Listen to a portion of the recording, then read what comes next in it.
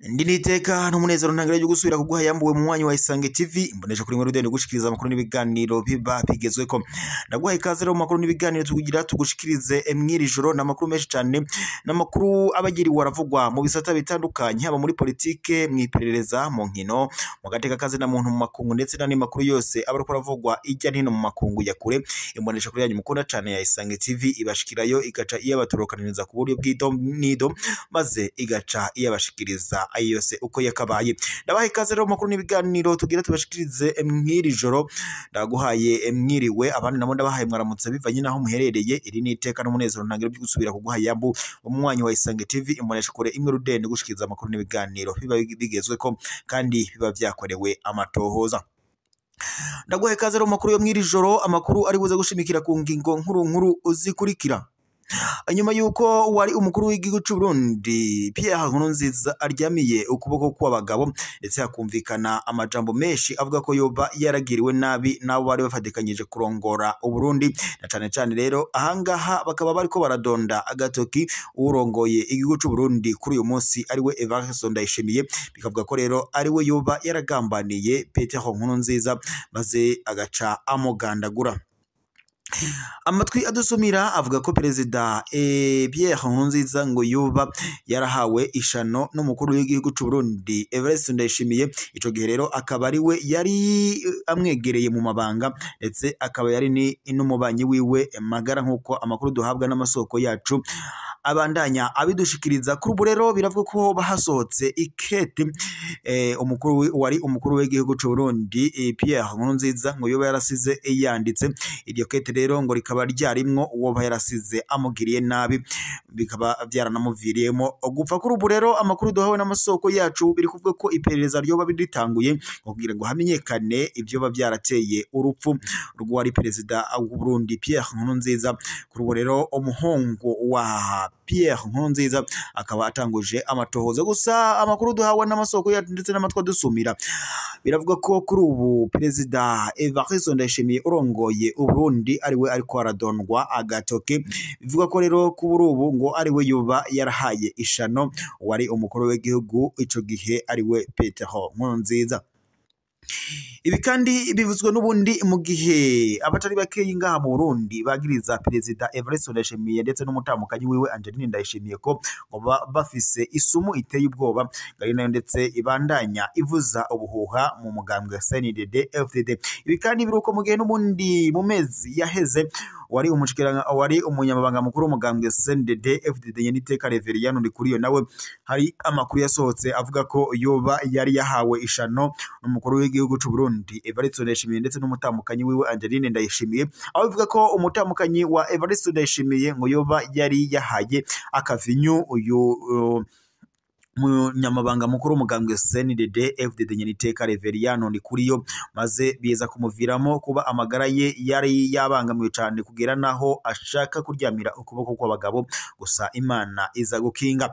Amakuru rero yabandanyije abigaruka ko mu ndongozi z'umugambwe CNDD-FDD ndetse n'abanyagumyabanga b'umugambwe CNDD-FDD bakaba bariko baradonda agatoki umukuru w'igihugu cy'u Burundi Evariste Ndayishimiye kuko ngo yama avuga ko mu gihe ngo Reverien Ndikuriyo akirongoye umugambwe CNDD-FDD ngo Evariste Ndayishimiye ngo atazokoroherwa ngo kuba ayirongoye u Burundi.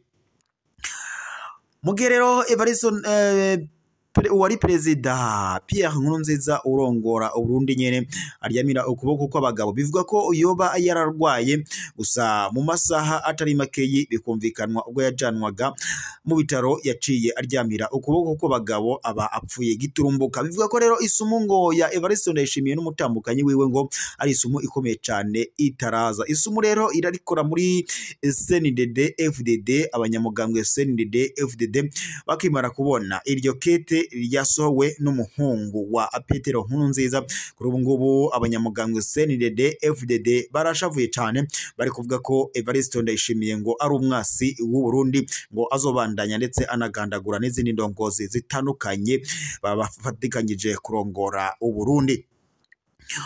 Kuri ubu rero amazwi dusumira nuko umuhungu wa Petero Nkurunziza yoba atanguje iperereza ndetse binavuga ko kuri ubu Evariste Ndayishimiye ahatswe kugandagurirwa ku kibuga c'indege nkuko amakuru duhawe n'amasoko yacu ariko arabidushikiriza bivuga ko rero umuhungu wa Pierre Nkurunziza ariwe yoba yohereje aba spy cyangwa se spies ngo bobe bajya kumenya ivya Evariste Ndayishimiye ngo kuba yaragize uruhara mu rupfu rwa se ariwe Petero Nkurunziza nkuko amatwi adusumira abandanya abidoshikiriza. Reka dusimbukire mu yandi makuru ngaha mu Burundi. Kwigenekerezo rya mbere ndamukiza 2025 inama nkenguza amateka yakoranye ikaba iriko irasaba leta gushiraho ngo ikigega cijejwe guha ingurane abene gihugu bipfuza gukorera mu burimyi ndetse n'ubworozi.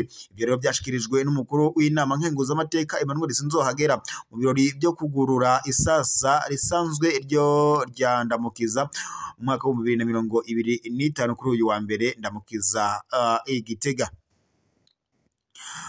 Mu karuhuko bahoramwo abari mu biro by'inama nkenguza amateka bakaba bavuga ko bagendeye abene gihugu bo mu ntara zitandukanye nka Abubanza, Bujumbura, Rutana ndetse na Ruyigi, aho rero ngo bariko barimbura umuceri, ibiraya n'ibigori ngo bakaba rero basanze umwimbu wifashe neza muri izo ntara bagendeye. Kubw'ivyo rero inama nkenguza amateka ikaba yasabye ubushikiranganje bw'uburimyi n'ubworozi gukorana n'ubushikiranganje bujejwe amahinguriro mu gutorera inyishu ikibazo cyo kubika umwimbu, ukuhingura ndetse no kurondera amasoko ushorerwamo mu gihe ngo woba wabonetse ku bwishi. Tunyarukiye n'ubundi mu yandi makuru ejo kwigenekerezo rya 31 ntwarane 2025 dore uko umukuru w'igihugu cy'u Burundi nyene icubahiro Evariste Ndayishimiye yakiriwe agishika ejo nyene kwigenekerezo rya 31 ntwarane 2025 ariko harabera amasengesho yari yabahuje izindi ndongozi z'igihugu n'intumwa zari zaje zivuye hanze y'igihugu. Umukuru w'igihugu cy'u Burundi Evariste Ndayishimiye mu ijambo ryiwe akaba yagize ati uburongozi bubi buzana amacakubiri mu banyagihugu.